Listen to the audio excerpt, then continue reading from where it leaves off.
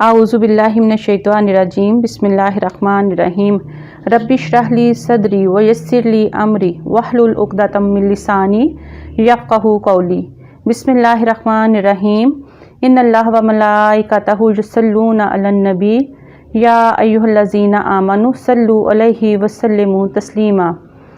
अल्लाहुम्मा सल्लि अला मुहम्मदिन व अला आलि मुहम्मद कमा सल्लैता अला इब्राहीमा व अला आलि इब्राहीमा इन्नका हमीदुम मजीद।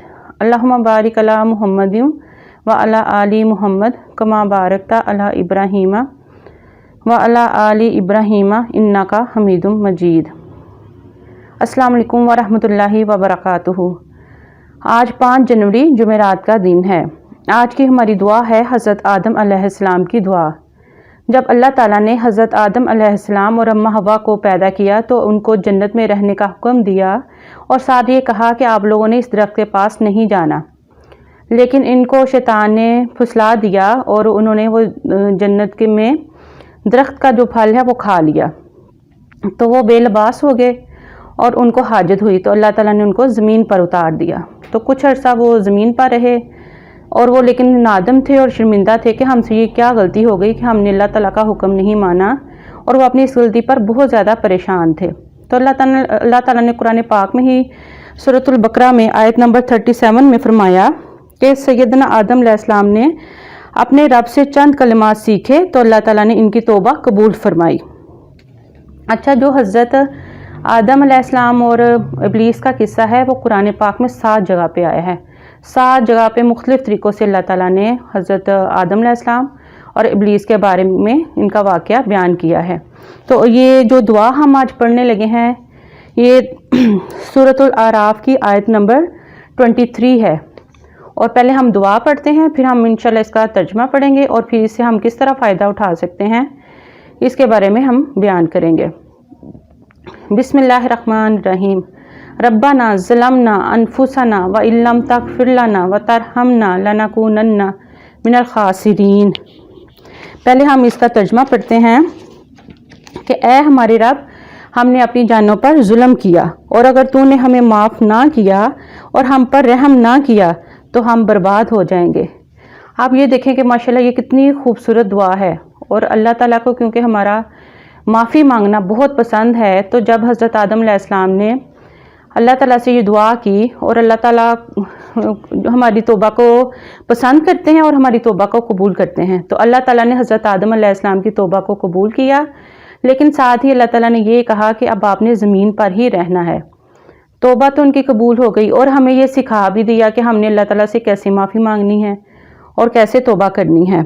एक और जगह पे अल्लाह ताला आगे फरमाते हैं, कुरान पाक में फरमाते हैं कि अब तुम्हें ज़मीन पर रहना है, तुम एक दूसरे के दुश्मन हो और तुम्हें इस ज़मीन में कुछ मुकर्रर वक़्त तक रहना होगा, इसी में तुम ज़िंदा रहोगे और इसी में तुम्हें मौत आएगी और फिर क़यामत के दिन इसी से उठाए जाओगे।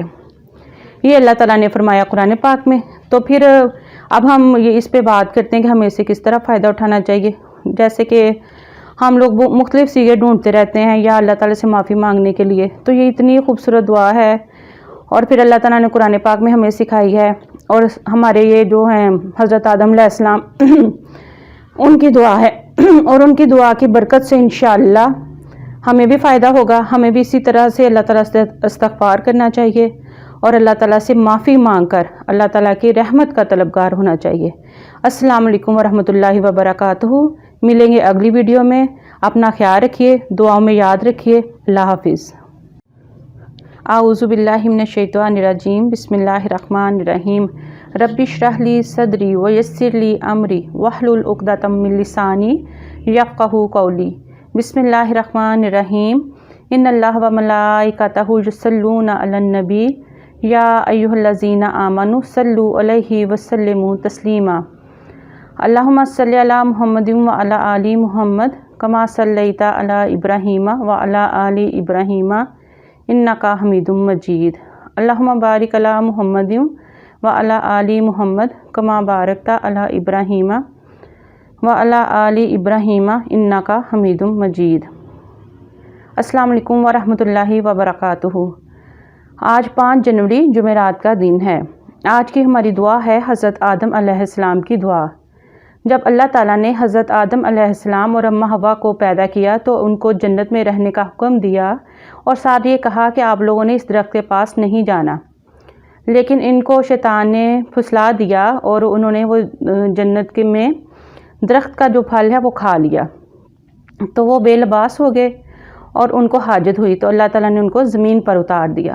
تو کچھ عرصہ وہ زمین پر رہے اور وہ لیکن نادم تھے اور شرمندہ تھے کہ ہم سے یہ کیا غلطی ہو گئی کہ ہم نے اللہ تعالیٰ کا حکم نہیں مانا، اور وہ اپنی اس غلطی پر بہت زیادہ پریشان تھے۔ تو اللہ تعالیٰ نے قرآن پاک میں ہی سورۃ البقرہ میں آیت نمبر 37 میں فرمایا کہ سیدنا آدم علیہ السلام نے اپنے رب سے چند کلمات سیکھے تو اللہ تعالیٰ نے ان کی توبہ قبول فرمائی۔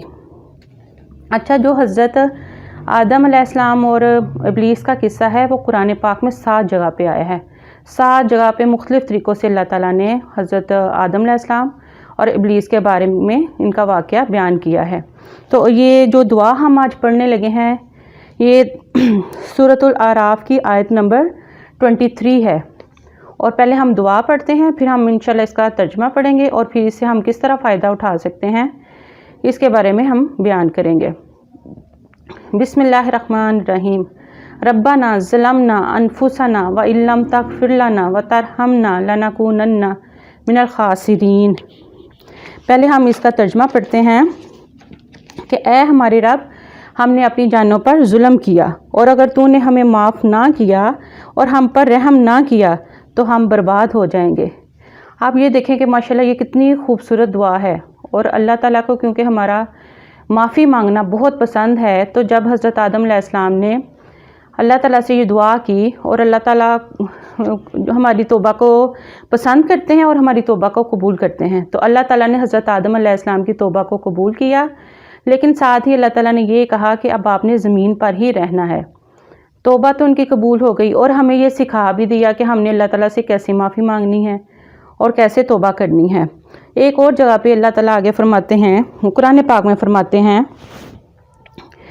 کہ اب تمہیں زمین پر رہنا ہے، تم ایک دوسرے کے دشمن ہو، اور تمہیں اس زمین میں کچھ مقررہ وقت تک رہنا ہوگا، اسی میں تم زندہ رہو گے اور اسی میں تمہیں موت آئے گی، اور پھر قیامت کے دن اسی سے اٹھائے جاؤ گے۔ یہ اللہ تعالیٰ نے فرمایا قرآن پاک میں۔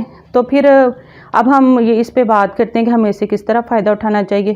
جیسے کہ ہم لوگ مختلف سیغے ڈھونڈتے رہتے ہیں یا اللہ تعالیٰ سے معافی مانگنے کے لیے، تو یہ اتنی خوبصورت دعا ہے، اور پھر اللہ تعالیٰ نے قرآن پاک میں ہمیں سکھائی ہے، اور ہمارے یہ جو ہیں حضرت آدم علیہ السلام ان کی دعا ہے، اور ان کی دعا کی برکت سے انشاءاللہ ہمیں بھی فائدہ ہوگا۔ ہمیں بھی اسی طرح سے اللہ تعالیٰ سے استغفار کرنا چاہیے اور اللہ تعالیٰ سے معافی مانگ کر اللہ تعالیٰ کی رحمت کا طلبگار ہونا چاہیے۔ السلام علیکم ورحمۃ اللہ وبرکاتہ۔ ملیں گے اگلی ویڈیو میں۔ اپنا خیال رکھیے، دعاؤں میں یاد رکھیے۔ اللہ حافظ۔